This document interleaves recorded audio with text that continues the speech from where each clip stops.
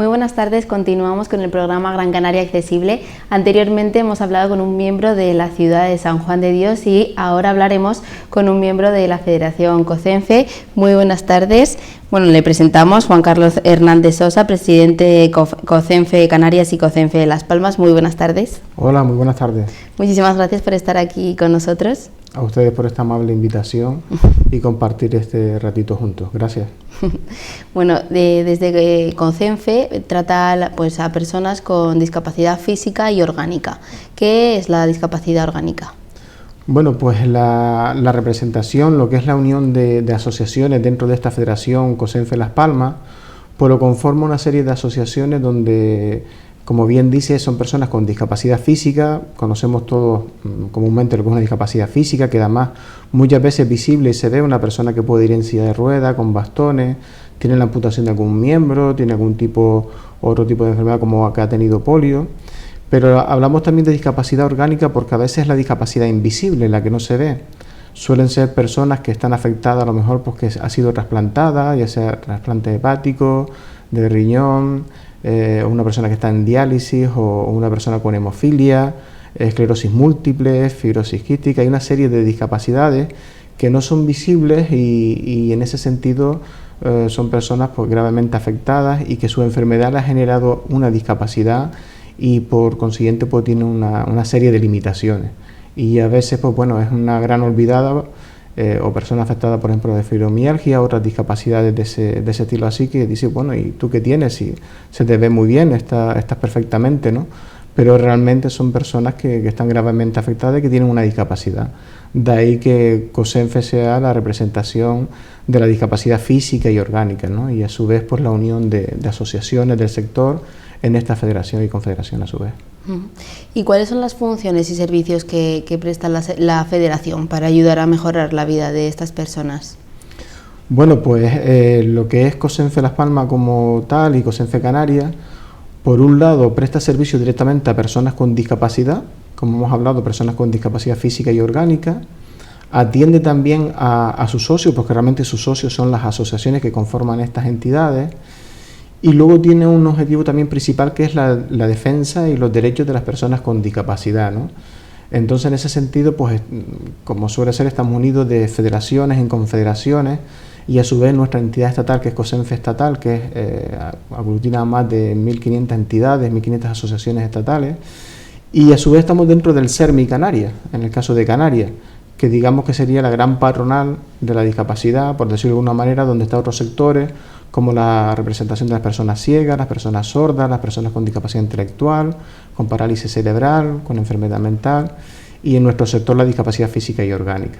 En ese sentido, un objetivo importante es velar por los derechos, ¿no? Que se cumplan los derechos que tienen las personas con discapacidad y mejorar la calidad de vida del conjunto de personas, ¿no? ¿Y qué actividades o eventos destacaría que realiza la federación durante el año? Sí. Pues mira, como servicios propios y directos, pues tenemos el servicio de integración laboral, ¿no? Como núcleo del resto de proyectos, ¿no? El servicio de integración laboral o intermediación laboral, en el caso de COCENFE Las Palmas, pues incluso es una entidad que está autorizada para hacer intermediación en el mundo laboral, como agencia de colocación. Por un lado, lo que hacemos es atender a la persona para ver qué tipo de discapacidad tiene, qué posibilidades tiene para emplearse en el puesto que desempeñaba antes o uno nuevo, ¿no? Orientarle, asesorarle, y de cara al sector empresarial, pues asesorarle sobre la normativa de contratación, sobre los beneficios en la contratación de personas con discapacidad, quitar esos pequeños tabús que pueden tener a lo mejor el empresariado con respecto a las personas con discapacidad o los trabajadores con discapacidad. Y lo más importante, ofrecerle una bolsa gratuita de trabajadores, ¿no? Que le podemos nosotros hacer una selección, además un servicio gratuito, donde se le hace una selección del personal que realmente necesita la empresa o el empresario para enviarle el perfil más adecuado, ¿no? Que realmente el empresario reciba un trabajador cualificado y formado para lo que realmente necesita y cualificado, ¿no? Ese es un aspecto, uno de los proyectos principales que tenemos. Paralelamente hacemos formación para el empleo, donde los alumnos con discapacidad obtienen una titulación, y muchos alumnos son derivados o de nuestro servicio de integración laboral para mejorar su formación o derivados directamente del Servicio Canario de Empleo, ¿no? Estos alumnos, donde se forman pues para, digamos, integrarse en la vida laboral y en el sector de empleado de oficina, que es el que nosotros siempre hemos estado más especializados, ¿no? Creemos que es importante la integración y la normalización de las personas con discapacidad. Lo más importante para integrarse y normalizarse es tener un trabajo. Teniendo trabajo puedes tener una calidad de vida, puedes ser cumplir, independiente. claro, efectivamente, la vida independiente también, efectivamente, ser independiente, poder tener también, crear una familia, algo muy importante también. Entonces el trabajo, si para cualquier persona el trabajo es fundamental, es un modo pleno de vida también el trabajar, pues para una persona mucho más, ¿no? Entonces por eso la formación es importante. Luego hay otro proyecto que tenemos un poco mimado también, que hablaremos si quiere un poco más específicamente, que es la atención a los alumnos, a los niños en los colegios, lo que hacemos pues con el profesorado, con las charlas y sobre todo de apoyo con productos de asistencia técnica pues para niños y niñas en los centros escolares también, ¿no? Dentro de ese área de educación, desde COCENFE se ha desarrollado un proyecto que se llama Incluye Más D. ¿Qué nos podría decir sobre esto? Pues mira, a pesar de este año que finalizó, nuestro 2020 que ha finalizado hace poquito, y siendo un año un poco especial por las circunstancias, pues ha tenido un éxito importantísimo este proyecto, ¿no? Porque se ha formado a más de 150 profesores en especialización de ayudas técnicas y productos para la educación de educación de los niños y niñas en los colegios. Se ha llegado a más de 500 alumnos, sobre todo pues para formarlos, a orientarles y sobre todo para que conozcan la discapacidad. Es importantísimo que el resto de compañeros en los colegios conozcan pues eso, los diferentes tipos de discapacidad, convivir con compañeros que tienen una discapacidad, aunque con los niños siempre es mucho más fácil estas circunstancias, ¿no? Y luego servicios de préstamo de material, de tablets, por ejemplo, de ratones con mirada visual, ¿no? Entonces, y teclados adaptados, una serie de materiales y productos que son importantes y que muchas veces los propios usuarios lo desconocen, el profesor a lo mejor también lo desconoce, y lo que hacemos desde ahí es formar y prestar todo este material, ¿no? Y todos estos proyectos siempre hemos contado pues con la colaboración de los programas del 0,7% del IRPF, que eso es importante mencionarlo porque es la aportación que hace cada ciudadano. Cada año cuando tiene que aportar algo en la declaración de la renta y marca la casilla del 0,7%, pues bueno, ahí siempre esos fondos se destinan para fines sociales, ¿no? Y entre ellos pues COSENFE en Canarias, COSENFE Las Palmas, beneficiaria de esos programas y proyectos que presentamos, al igual que también la obra social de la Caixa también que colabora con la compra de material, de productos de esto para nosotros realizar los préstamos, y el propio Gobierno de Canarias, ¿no? Desde la Consejería de Políticas Sociales. Habla de integrar a estas personas, por supuesto, en las aulas normales del colegio. ¿Qué tipo de problemas se pueden encontrar estos niños cuando les meten en una aula con otros niños que a lo mejor, pues al final los niños no tienen filtro? No sé. En el caso, cuando hablamos de la discapacidad propia nuestra, física y orgánica, la verdad que, bueno, la verdad es que hay muchas dificultades, pero dentro de las dificultades son los niños que están más integrados en los centros normalizados, escolarizados, integrados, ¿no? Pero sí bien es cierto que hay muchísimos problemas. Muchas veces, sobre todo a principios de curso, nos encontramos con centros escolares que no tienen los ascensores, un servicio de mantenimiento adecuado, y resulta que el alumno está en una segunda o tercera planta y no se habrá visto, pues bueno, pues ese curso que empiece en la planta baja, por ejemplo, ¿no? Darle siempre atención al alumnado. O, por ejemplo, como nos ha pasado ahora recientemente con la incorporación del alumnado a las clases, y al entrar de manera escalonadamente, pues a aquellos alumnos que eran con movilidad reducida, pues se le quitó el transporte adaptado. Entonces, ¿cómo vas a quitar un transporte esencial que es fundamental para que esos alumnos puedan acudir a los centros escolares? Afortunadamente eso se resolvió.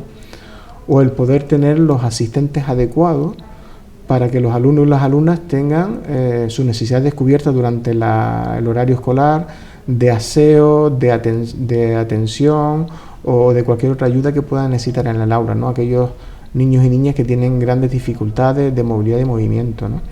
Entonces, siguen habiendo muchas necesidades, sobre todo presupuestarias, en los centros escolares, personal auxiliar, asistencia personal, en ese sentido, pero también creemos que es algo que se está mejorando cada día más, pero todos los inicios de los cursos nos encontramos con estos problemas, ¿no? Parece que nunca vamos con la lección aprendida, hablando de centros escolares y escolaridad, ¿no?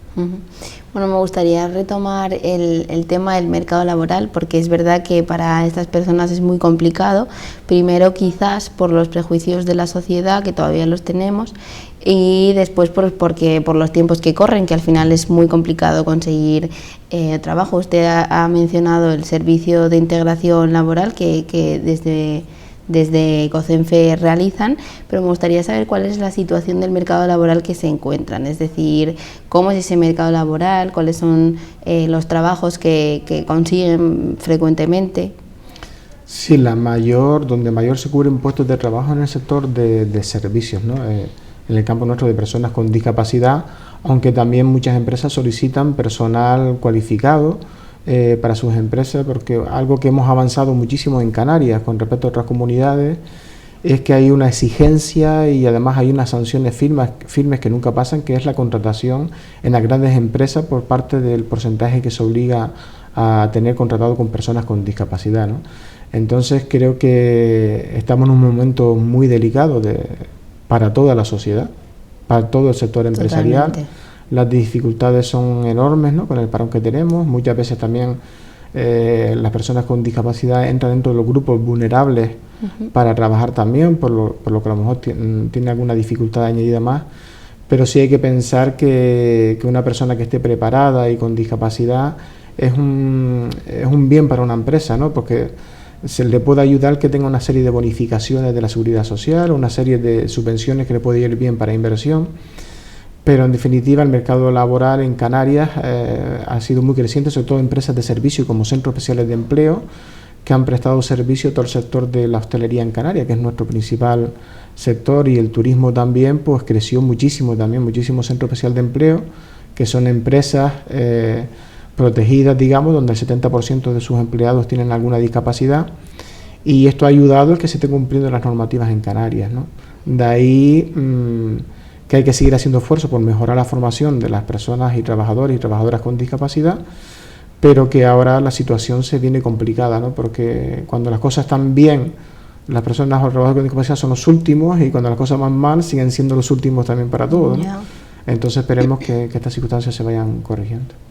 Bueno, anteriormente he mencionado los prejuicios que a lo mejor sigue teniendo la sociedad ante esas personas, a lo mejor el mercado laboral, pues todos los aspectos que acaba de mencionar, que sean los últimos también a la hora de conseguir trabajo, pues lo pueden reflejar.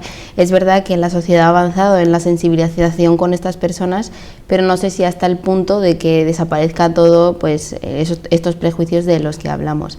La sociedad ya tiene presente a estas personas en cuanto al día a día, a los edificios, al cómo está formada la ciudad, o sigue dejándolos un poco de lado.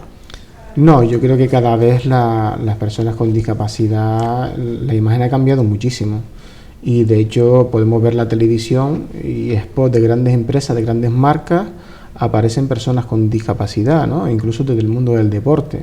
Eso hace unos 10 años era impensable, ¿no? Y hace 10 años fue ayer, como se suele decir, era impensable. Yo creo que la imagen de las personas con discapacidad creo que ha mejorado muchísimo, porque estamos hablando de derechos, de la resolución de Naciones Unidas de las personas con discapacidad. Estamos en Canarias y en España es un país que tenemos la mejor normativa a nivel de discapacidad, aunque también es todo lo contrario, los mayores incumplimientos en muchos ámbitos, ¿no? Porque a veces no solamente hay que hablar de la accesibilidad en edificios, sino también en la comunicación, la accesibilidad en cualquier publicidad que se realice, las redes sociales. Por ejemplo, nuestra Ley Canaria de Accesibilidad, que es del año 95, y su decreto del año 97, 1997, pues en esa época prácticamente Internet ni existía. Prácticamente nadie tenía correo electrónico. Teléfono móvil en el año 95, yo creo que nadie. Mi primer teléfono lo tuve en el año 96, finales. y ni SMS tenían ese año todavía, ¿no? Mensajes de texto. Entonces hay que hacer unas actualizaciones importantes y mejoras, y para eso está el sector de la discapacidad, el movimiento asociativo, la unión, que es importante, y el hablar con la administración, ¿no? Para que estas cuestiones se mejoren cada día, ¿no? En todos los ámbitos. Y porque hay muchas personas que desconocen, oye, pues si tú vas a editar una red social o vas a colocar una foto, pues puedes describir lo que estás poniendo para que, por ejemplo, una persona ciega la pueda leer la foto y ver qué es lo que hay en la foto, por ejemplo. Hay que informar mucho también, pero bueno, como se suele decir, el desconocimiento no quita de las obligaciones, sobre todo para la administración pública y el sector privado, que ofrece servicios públicos también. Bueno, me ha mencionado la administración pública. Desde las administraciones, ¿se están haciendo algún tipo de medidas, acciones para conseguir o fomentar la inclusión social en la sociedad? Sí, hay un trabajo importante.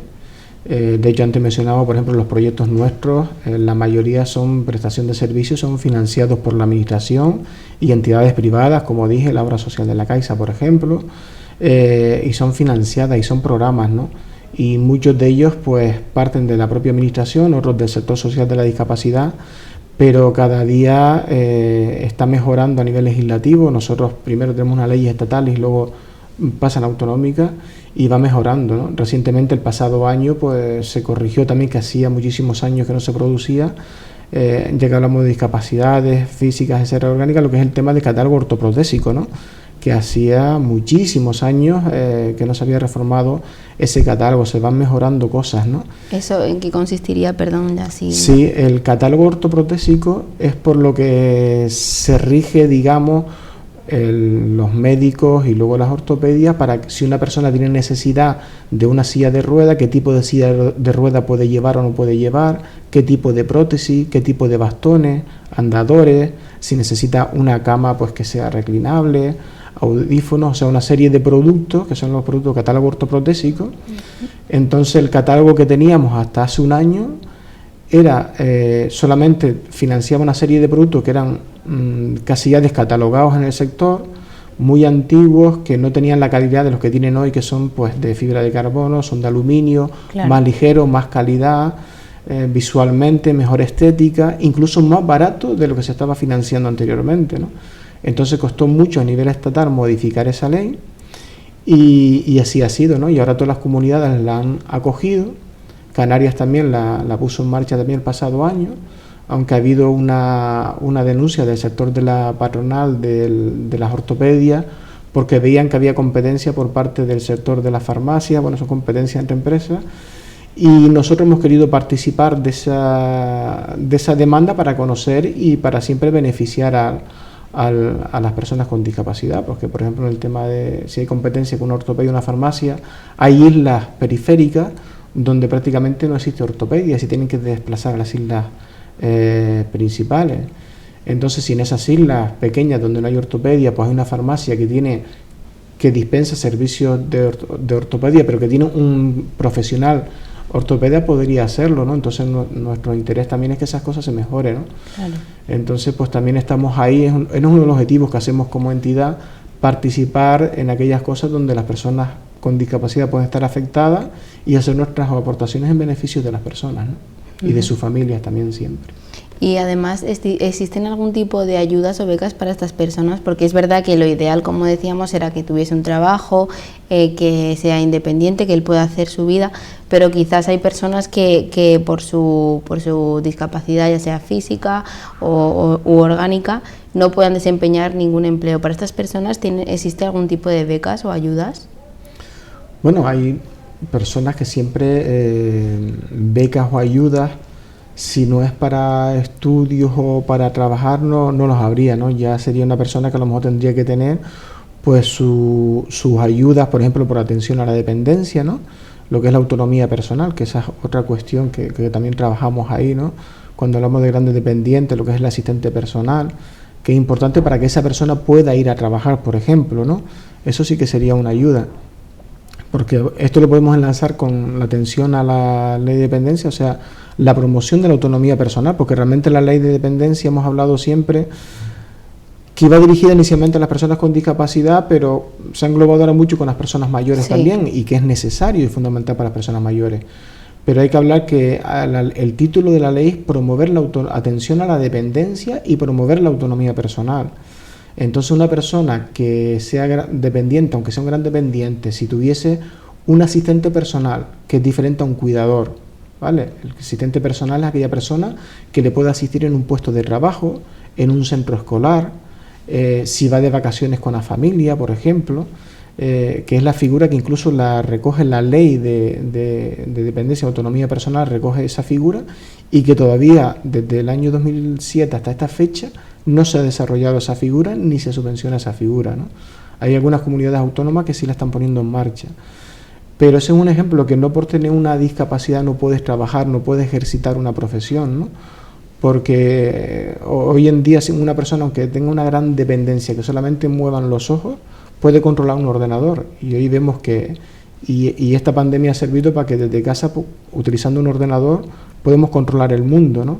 Entonces no podemos poner metas de decir que una persona, por ser gran dependiente o tener una gran discapacidad, no puede trabajar, no puede tener una familia. No está claro. Entonces, el debate que ha surgido recientemente, ¿no? de la aprobación por una muerte digna, la eutanasia, ¿no? Hay que hablar por una vida digna primero, ¿no? Y lo otro también, por supuesto, pero también estamos en el presente, vida digna, personas que llenas de vidas, que quieren vivir, quieren tener una familia y la tienen, pero necesitan de esa asistencia y de esas ayudas que tiene que dar la administración para atender a las personas, ¿no? Porque están en una edad donde la persona puede trabajar, puede formar una familia, disfrutar también del ocio, entonces necesita una atención diferenciada también. Pues me parece perfecto, la verdad que desconocía eso, por ejemplo, lo del ordenador y eso, y me parece muy bien. Una de las cosas que hacemos y que hacen las técnicos nuestras y voluntarias en COSENFE Las Palmas es con los programas que tenemos de educación en los centros escolares, pues también hacemos préstamos de lo que son los ratones, digamos, pero que son visuales, ¿no? Entonces, curioso. Personas que tienen poco movimiento, con sus ojos pueden controlar el mundo, ¿no? Hay personas, por ejemplo, que están enfermas de ELA. Desafortunadamente la ELA a día de hoy es una enfermedad muy grave, que tiene desafortunadamente un periodo final. Por eso se pide mucha investigación paralela y bueno, yo sigo a muchos tuiteros que tienen ELA y ellos controlan prácticamente el ordenador con sus ojos, ¿no? Y hacen una vida, como ellos a veces tienen mucho humor, algunos que sigo por las redes sociales, pues bueno, preocupándose de otras cosas, y nosotros nos quejamos de cosas estupideces y personas que necesitan asistencia, pues hasta para limpiarle la saliva, cuando tiene una traqueotomía, cualquier otra cuestión, tienen que asearle, vestirle y todo, pero tienen los ojos y controlan el mundo, ¿no? Si tenemos los ojos, las pupilas de los ojos en movimiento, podemos controlar el mundo, ¿no? Son personas muy resilientes, sí, y muy luchadoras. Sí. Bueno, hablamos de todas las medidas que ha hecho la Administración. Nosotros como sociedad, ¿cómo podemos luchar para conseguir la inclusión plena de estas personas? Bueno, simplemente ver a las personas como uno más, ¿no? Y ser receptivo, y saber que la sociedad nuestra es plural, ¿no? Y en ese sentido creo que es lo más importante, ¿no? Yo creo que todos, a lo mejor desde un ámbito, desde que la persona que es empresario, el que está en una administración, el que es un técnico, el que es un médico, un fisioterapeuta, la familia, la propia persona, creo que es importante pues el trabajo de todos, ¿no? Recibir todo así. ¿Y a día de hoy sufren algún tipo de discriminación? ¿Siguen sufriendo? Mira, a veces sí, hay personas que deseas acceder a un sitio y no puedes acceder, ¿no? Por las barreras arquitectónicas o la barrera de la comunicación, o quieres realizar una tarea que se te impide, ¿no? O incluso acceder a un puesto de trabajo y tienes dificultades. Suele haber discriminación, ¿no? A nadie, por ejemplo, la entrada de un comercio, nunca veríamos un cartel que diga se prohíbe entrar una persona de esta raza o de esta descendencia, ¿no? Pero es que a veces las personas que tienen movilidad reducida o van en silla de ruedas no pueden acceder a un comercio. Eso es como si tuviésemos un cartel por fuera que diga no queremos personas en silla de ruedas, ¿no? Sí. Por decirte de alguna manera, ¿no? Entonces las personas se sienten un poco mal en ese sentido, ¿no? Luego las dificultades que a veces tiene el transporte, el sector del taxi, pues muchas veces nos trasladan a la federación muchos usuarios que tienen dificultades para conseguir un taxi que les presten el servicio, y a veces cuando se le da el servicio le cobran lo que no está en normativa, que es traslados que te tienen que cobrar cuando te dan el servicio, no si vienes de 5 o 6 kilómetros, ¿no?, por ejemplo, ¿no?, o el trato que se da. Entonces hay muchas circunstancias en la sociedad que generan pues discriminación. A veces también, si eres mujer, pues también es doble discriminación siendo mujer y teniendo una discapacidad también. Influye mucho, ¿no? O cuando vas a una consulta médica y no tienes, por ejemplo, una grúa para trasladarte, para ponerte una camilla, cosas de estas, hay determinadas cuestiones que dificultan. Bueno, y de manera muy breve, actualmente estamos sufriendo las consecuencias de la pandemia de la COVID-19. ¿Cómo ha afectado a este colectivo la pandemia? ¿Ha empeorado su situación? Sí, notablemente la pandemia ha empeorado muchísimo la situación de las personas con discapacidad, sobre todo en el ámbito, bueno, en general, a cualquier persona con discapacidad.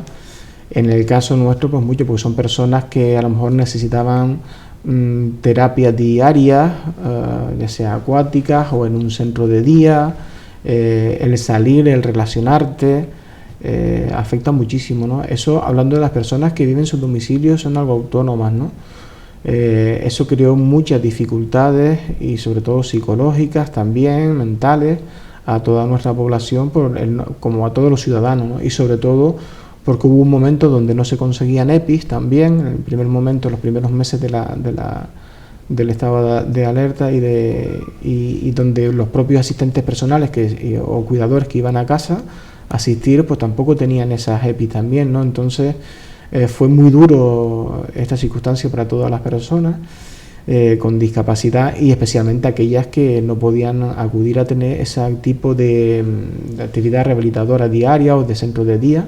Claro. Fue bueno, y todavía hay restricciones que dificultan. No hablemos de las personas con discapacidad que están en residencia, en centros residenciales, que son con discapacidad mayores o que tienen alguna discapacidad más profunda, están en un centro específico de discapacidad física, donde prácticamente desde marzo del pasado año aún no ha salido libremente de esta residencia. Por supuesto, la administración protegiendo también, pero hay que pensar que esta persona, como cualquier ciudadano, también debe salir, tiene que tener contacto con otras personas, está claro, etcétera, ¿no? Pues muchísimas gracias, ha sido un placer tenerle con nosotros y enhorabuena por la labor que hace. A ti, Cristina, y muchas gracias por la invitación a COSENFE en Canarias. Muchísimas gracias a ustedes por estar una tarde más con nosotros. Les esperamos el próximo sábado a las 6 aquí en el Canal 4.